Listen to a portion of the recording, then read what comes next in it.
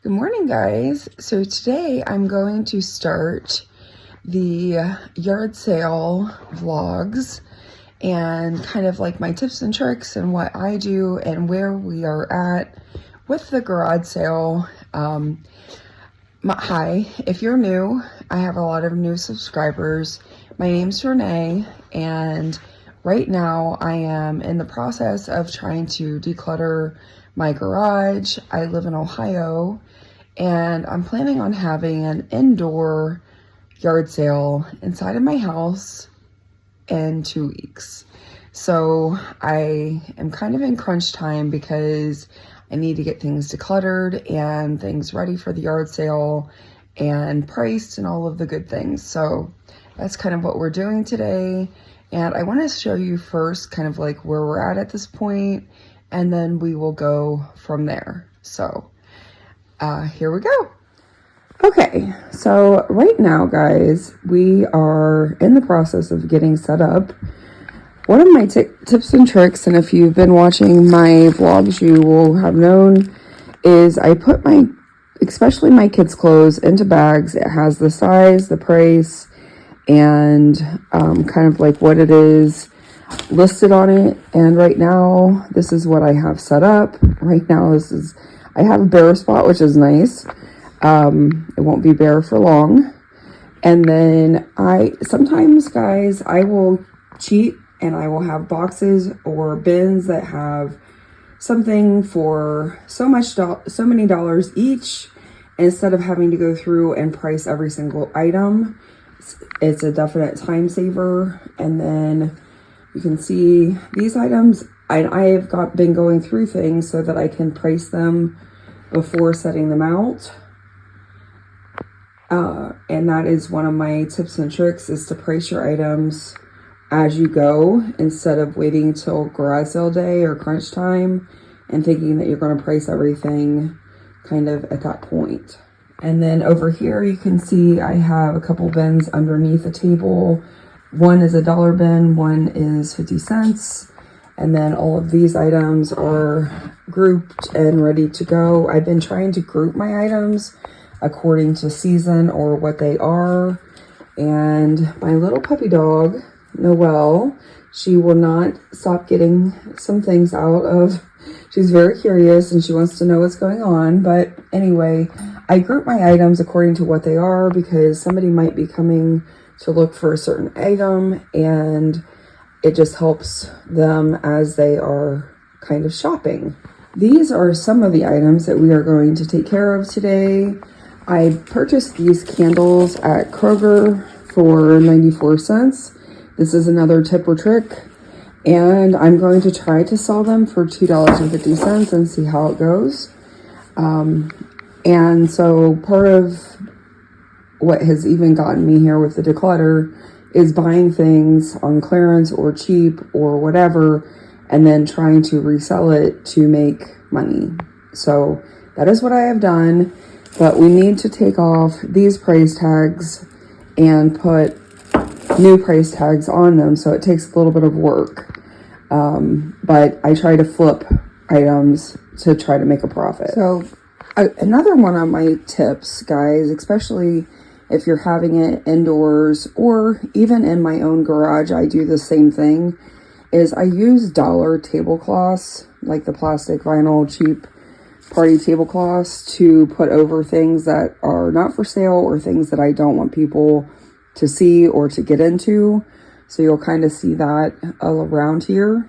That's another tip or trick, especially when you don't want people to see everything that you have. But here is another table already set up for fall related items. So you can kind of see that all of this has been priced. I have another table over here that just has nothing but signs. And so we have that, and then we are getting ready to price a lot of other items and get it ready for the yard sale as well. So guys, one of my biggest tips, and something that when I'm garage selling, what I appreciate is that people have items priced. I hate going to a garage sale and having to ask somebody every single time that I'm interested in an item, how much something is. First of all, hopefully your garage sale is so busy that you wouldn't be able to tell somebody what the price is on every single item. And it kind of, when something's not priced, it kind of like, I don't know what it's going to be, and it's kind of embarrassing if I'm like, okay, I'm not interested in that because of the price that you put on there. If it's already marked, then people know how much you're trying to sell it for, and if they want to try to negotiate or whatever, then at least they know a starting point. So that's one of my other tips, or kind of my pet peeves when I go to a garage sale that happens, is that things aren't priced. My other pet peeve when I'm going to a garage sale is that people are trying to sell like dirty. Things are dirty. The clothes seem dirty or moist or damp. The items are dirty. Yes, and or they're trying to sell it for way too much. So you need to be realistic in what pricing you're putting on your items, but also make sure that they're clean. Launder the items that you're going to try to sell if they're dirty, or try to, clean the items if they need cleaning, like if it's an outdoor type item that you're trying to sell, because you're going to get more money out of it by putting a little bit of elbow grease in it. And also, people will come back to your garage sale knowing that what you have to sell are clean items, and that you're not trying to charge an arm and a leg for them. So just a couple more tips. So we're going to go ahead and start pricing some items. I have this set of 4 plates, and they're kind of springy, so it's kind of a good time of the year to sell them. They're all different colors. And so I am going to put $3 for all 4 plates, and we will see what happens. So I already have a lot of these things priced because they were at the flea market, so which makes it really nice. And then I have a dollar bin for some items, so I'm going to put this in the dollar bin and just put $1 each on the bin, and that way people know. I have these they're like Arctic towels where you get it wet and then it keeps you cool. So I'm going to go ahead and price these as well, and I have several of these. So I'm also making a small pile that I'm going to take over to the flea market, so I may keep some of these things in that area. But if it's a dollar item, I just put it in the dollar bin, and that makes it super easy. You may also want to just have a dollar table. That will make things a little bit easier as you're going, is to just have dollar tables, 50-cent tables, $2 tables, however you want to do it. But you have to kind of remember how much you put on each table or on each bin, because I can tell you, sometimes people try to steal things or get them for a different cost than what you have on them. So you want to be fair, but you also want to be diligent in knowing what you're pricing your items at. And if you're okay with them taking it for whatever price, that's up to you. But if you want to get what you put on the item, kind of have an idea, and kind of, even before you open your garage sale, go through and try to look at the pricing and what items are on those pricing tables, and that way you know how much you actually had on those items. That's another tip that I might have or share. Another tip or trick that I have, and probably what got me in trouble with my garage, is sometimes I will buy items that I think I can sell for more money. And like, I bought this 3-pack of branded or princess underwear. I got these for like 59 cents on discount because they were like a Valentine's Day item. And I'm going to put $3 on them and see if I can sell these and make a profit, flip it and make a profit. So that is one thing that I try to do. And you'll see that with the candles that I'm going to have in this next segment.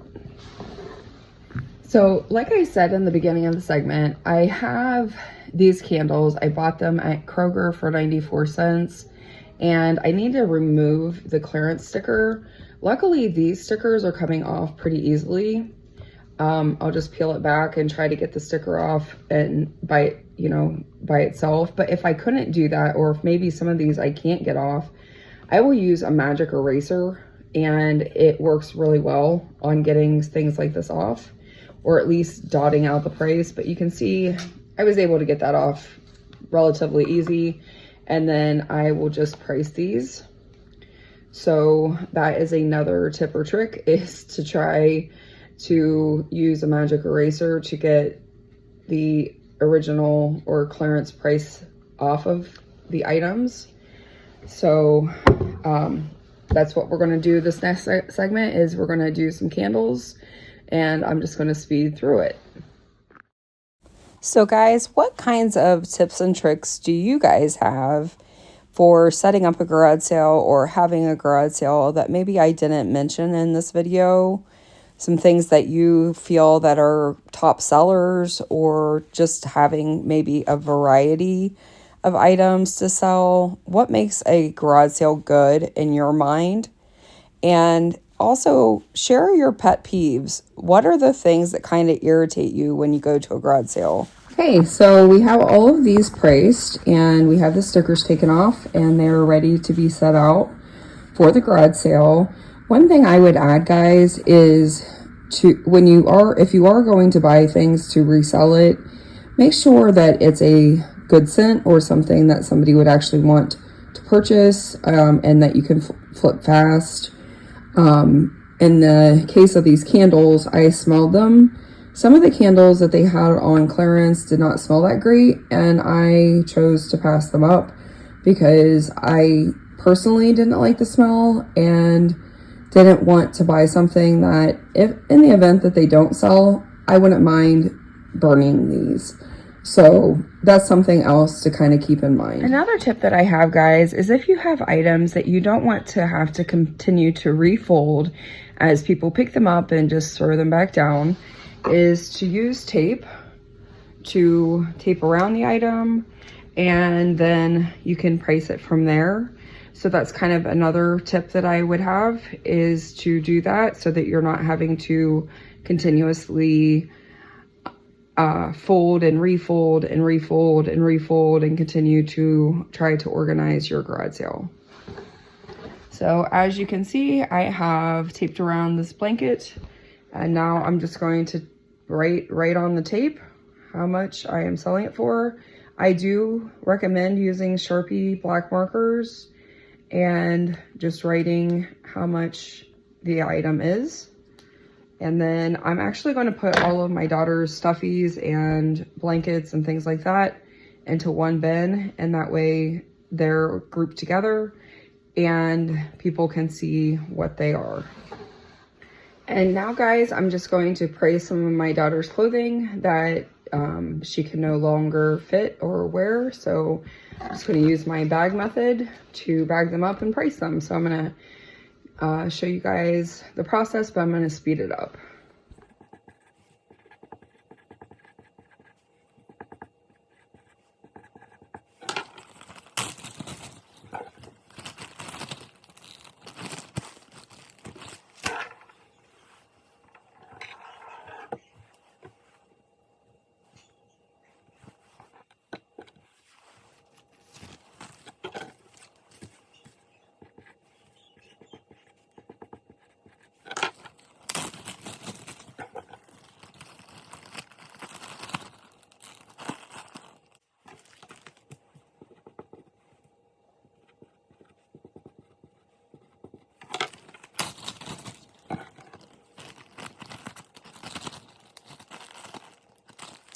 So guys, I think I'm going to end this first part of the garage sale tips and tricks and where I'm at.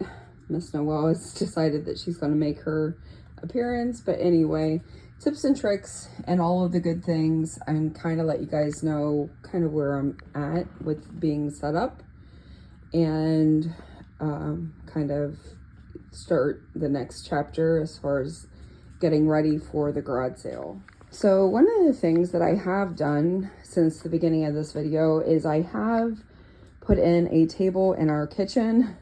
Makes for a very interesting time because it's blocking like the dishwasher and the silverware drawer. But anyway, we have all of this. This has all been priced. These bins under here are either 2 for $1 or $1 each. It helps with just trying to get things ready. And then over here on the kitchen table, it's kind of a hot mess at this point, but we have some bins that I'm going to put some stuff in and some items that still need priced. This is kind of what still needs priced and bagged.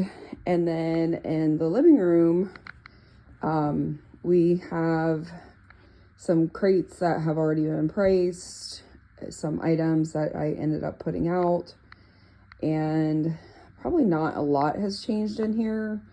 There are probably a few more bins of things that are priced, but not a whole lot has changed. And then here in the sunroom is probably where you will see the most change. We have a bin that's 50 cents. We have the table full of signs.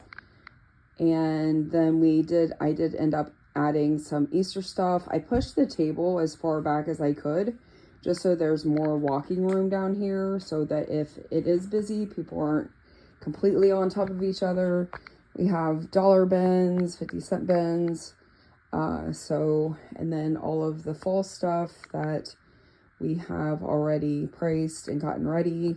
But I'm going to end part 1 here, and I will be starting part 2 very soon on getting ready for the garage sale and my tips and tricks on having a successful sale. So I hope to see you all soon. And I hope that you have a very blessed and magical day.